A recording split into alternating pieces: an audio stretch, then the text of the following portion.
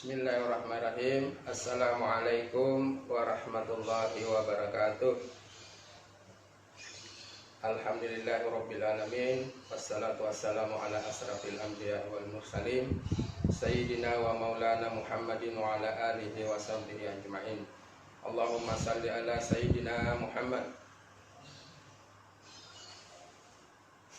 Perkenalkan, nama saya Pak Sahabuddin atau dipanggil Pak Sahab.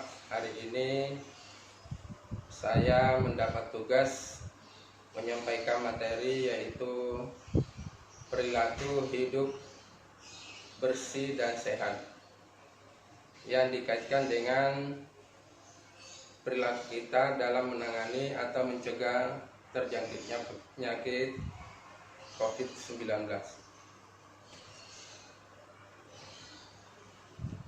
Pada kesempatan kali ini saya akan membagi dua topik. Yang pertama adalah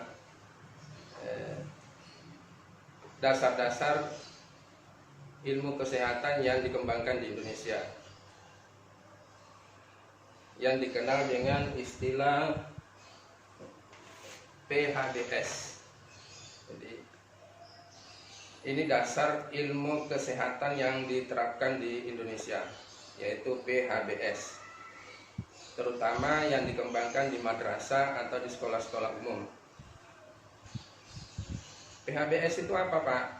Ini singkatan dari perilaku hidup bersih dan sehat. Jadi kalau ada petugas-petugas puskesmas ke madrasah, itu pasti menjelaskan hal ini.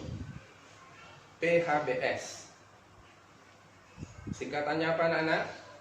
Perilaku hidup bersih dan sehat. Di madrasah kita untuk pengembangan perilaku hidup bersih dan sehat itu, kalau saya mengatakan sudah 100% kita lakukan. Apa aja indikatornya? Indikator sekolah sudah menerapkan PHBS apabila sudah melakukan ada 9 langkah. Ada 9 langkah. Itu saya jelaskan satu persatu.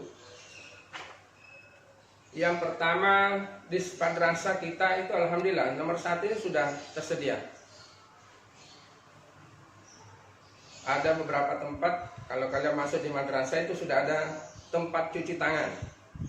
Nanti saya peragakan bagaimana mencuci tangan yang benar, yang sesuai dengan PHBS tadi. Walaupun kalian mungkin sudah tahu, tapi tidak apa-apa, kita ulangi kembali. Yang pertama adalah gizi yang seimbang. Nah, alhamdulillah kita punya kantin di madrasah itu sudah kategori sehat dan selalu dipantau dari Dinas Kesehatan Kota Surabaya. Yang ketiga adalah kamar kecil. Kamar kecil di madrasah kita, ya alhamdulillah walaupun rasionya belum mencukupi, tapi sudah masuk kategori kamar kecil yang sudah memenuhi standar kesehatan dan sangat bersih.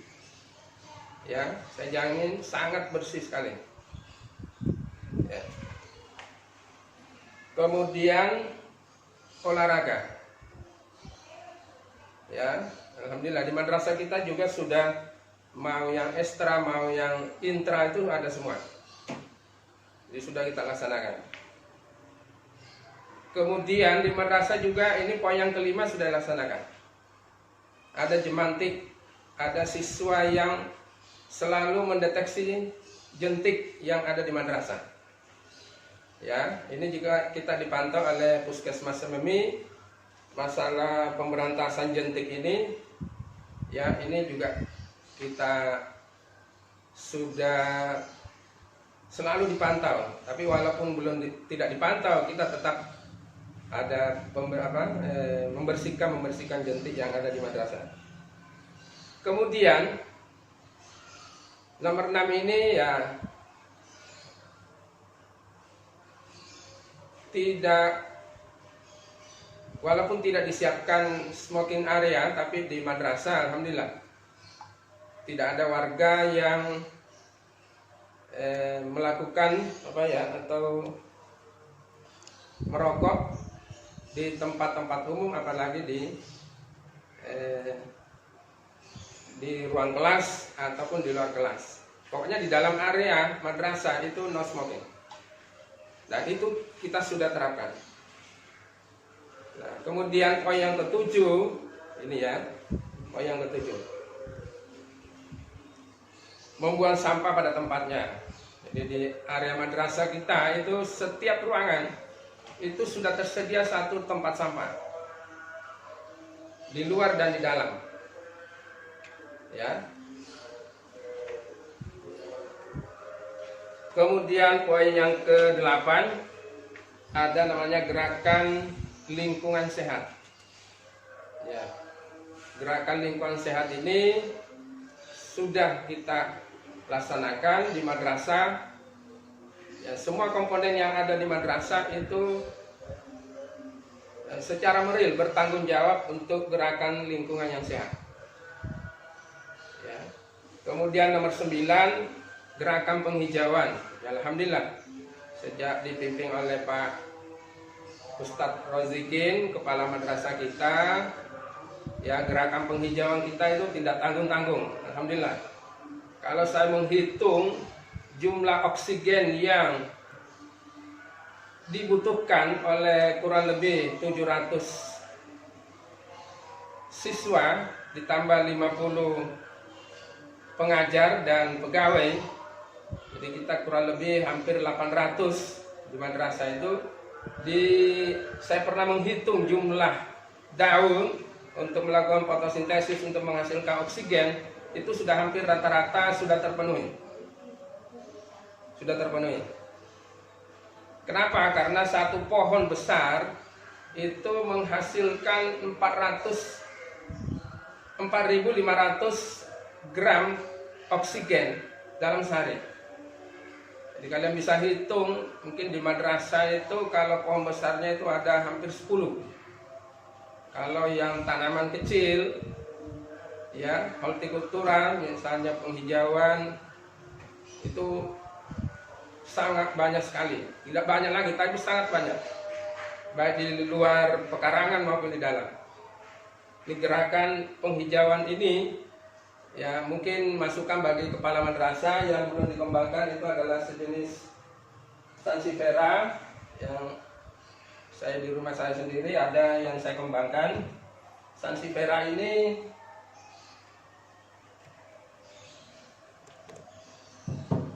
menyerap oksigen, karbon dioksidanya itu sangat tinggi sekali. Kenapa? Karena di sini di antara permukaan daunnya itu penuh dengan stomata. Ya. Jadi 2 cm stomata itu bisa mengubah 1 liter karbon dioksida untuk menjadi oksigen murni.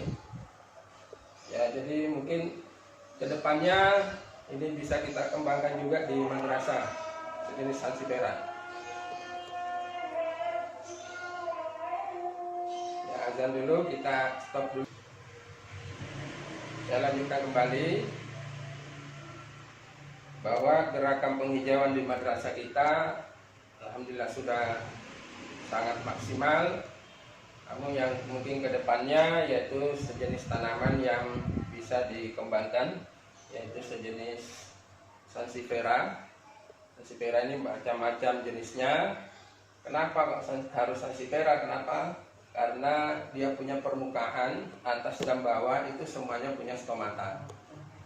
Ya, stomata yang banyak dan juga bisa menyerap timbal, ya, racun yang ada di udara yang tidak bisa terurai, itu diserap oleh sansifera. Jadi dibersihkan.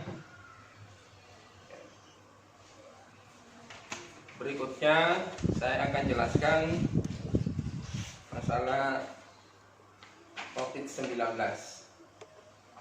Ya. Pola hidup bersih untuk menghindari COVID-19. Ya. Saya akan jelaskan dulu tentang virus. Karena ini penyakit ini disebabkan oleh virus. Penyakit ini disebabkan oleh virus. Kalau para ilmuwan itu menjelaskan bahwa virus itu adalah jembatan antara makhluk hidup dengan benda mati. Jadi kalau ini ada benda mati, ya, atau anorganik, ya, atau kita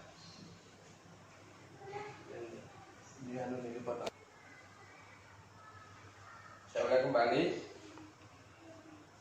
karena disebabkan oleh virus, ya. Virus itu kalau dalam bahasa umum disebut dengan racun, dan bahasa ilmiah. Virus oleh para ilmuwan dikatakan bahwa virus ini merupakan jembatan antara benda mati dengan makhluk hidup. Jadi kalau di sini ada benda mati atau abiotik, kemudian ke sana ada benda hidup, ya, atau biotik, maka virus itu berada di sini. Virus itu berada di tengah-tengah.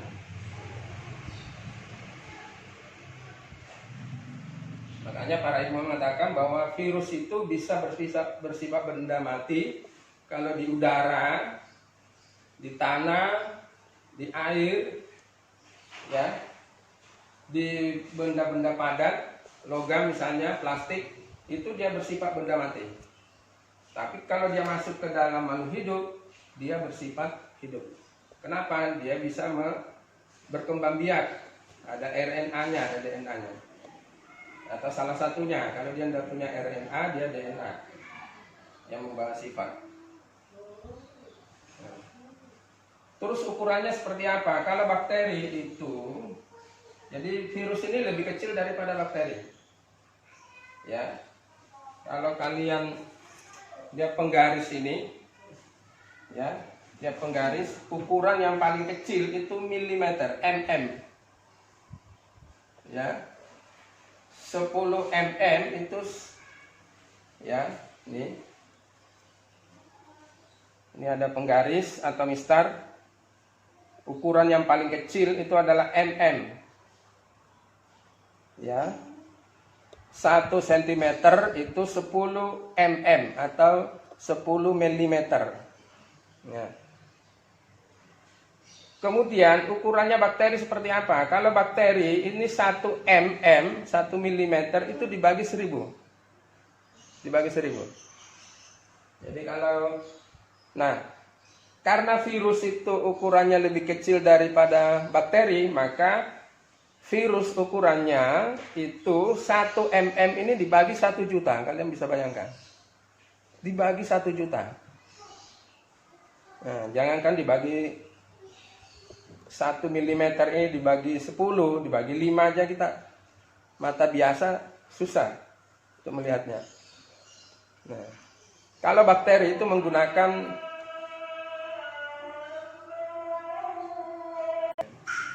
saya kembali, kalau bakteri itu ukurannya 1 mili ini dibagi 1000.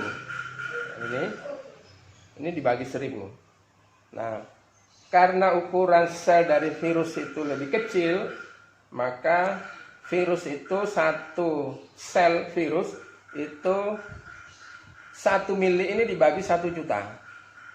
Dibagi 1 juta. Ya. Jadi sangat kecil sekali. Ya. Terus bagaimana cara mengamatinya? Tidak menggunakan mikroskop cahaya, listrik, tapi menggunakan namanya mikroskop elektron.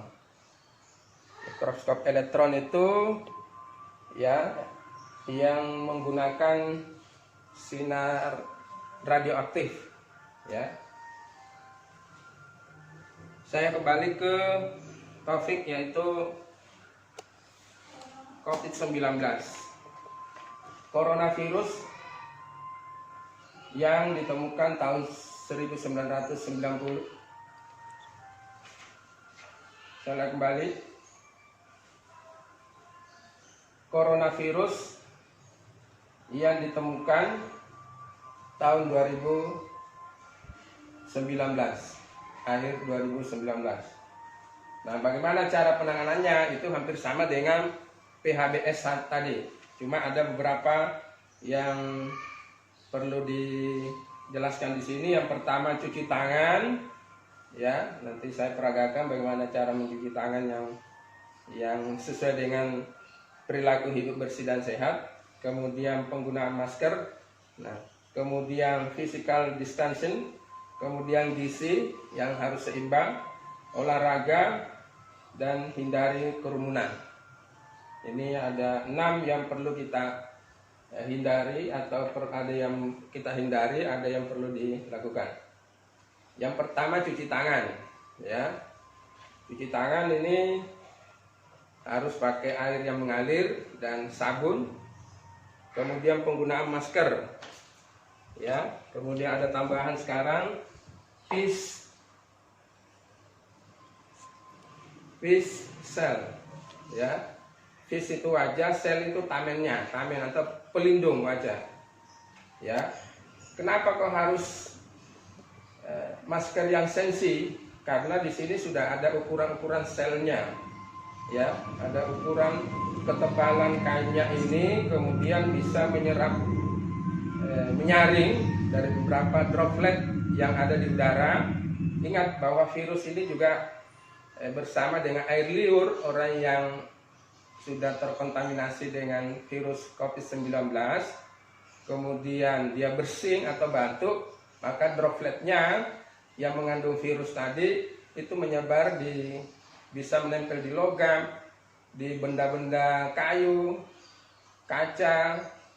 Nah, kemudian akhir-akhir ini juga ditemukan di udara dalam bentuk mikro droplet atau ukuran yang sangat kecil. Ya, jadi masker sensi ini karena sudah dimodifikasi bisa menyaring beberapa benda yang bersifat kecil, berukuran kecil. Ya, makanya kalian gunakan ini. Kalau kalian ke tempat-tempat yang banyak orang atau mungkin ketemu dengan orang, sebaiknya menggunakan dua lapis. Ya, saya dapat masukan dari seorang perawat. Ya, ini harus menggunakan dua. Ya, kalau tidak terlalu banyak orang ya cukup satu aja. Tapi kalau ketemu banyak orang ya sebaiknya dua lapis. Ya, kemudian ini tameng wajah juga. Ya, yang sering disalah itu dia sudah menggunakan pelindung wajah tapi tidak menggunakan masker. Nah, ini yang salah. Jadi menggunakan masker juga, ya, menggunakan masker juga, ya. Kemudian pakai face shield. Nah, ini yang benar, ya. Ini yang benar.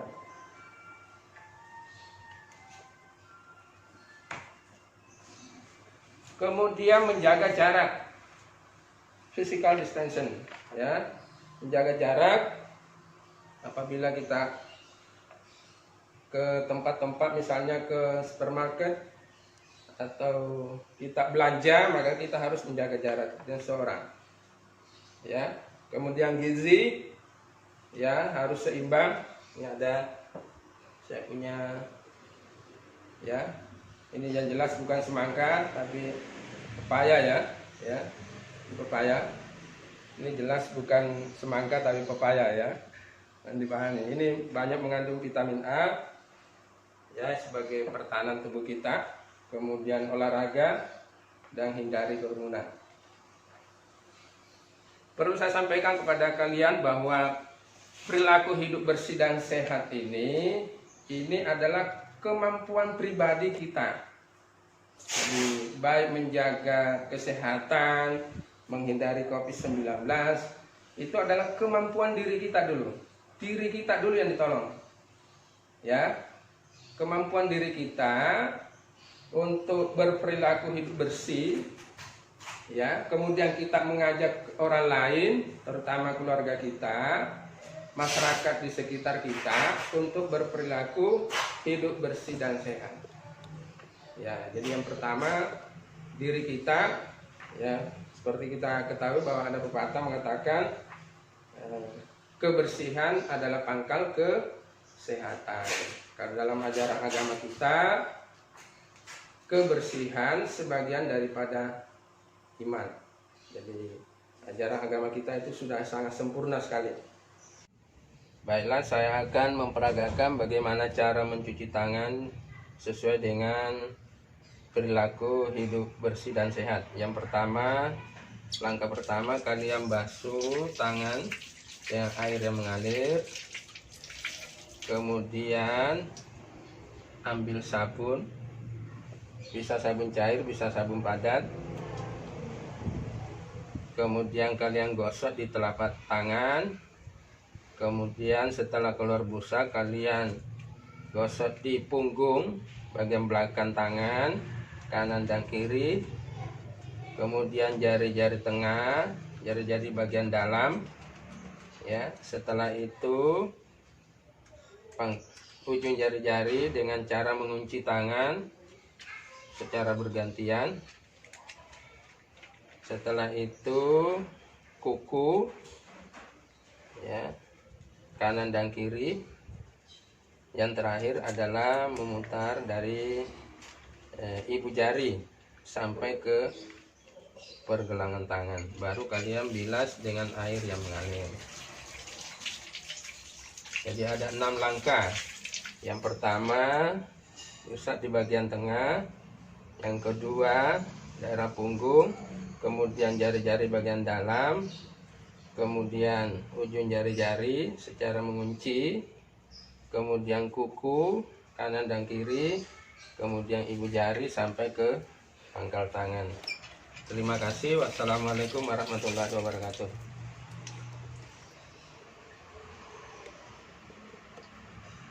Mungkin itu yang saya sampaikan pada kalian.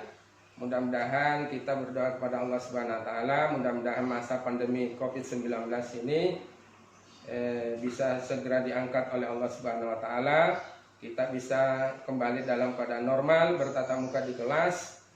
Semoga Allah Subhanahu wa taala melindungi kita semua. Nun wal kalami wa ma yasdurun. Wassalamualaikum warahmatullahi wabarakatuh.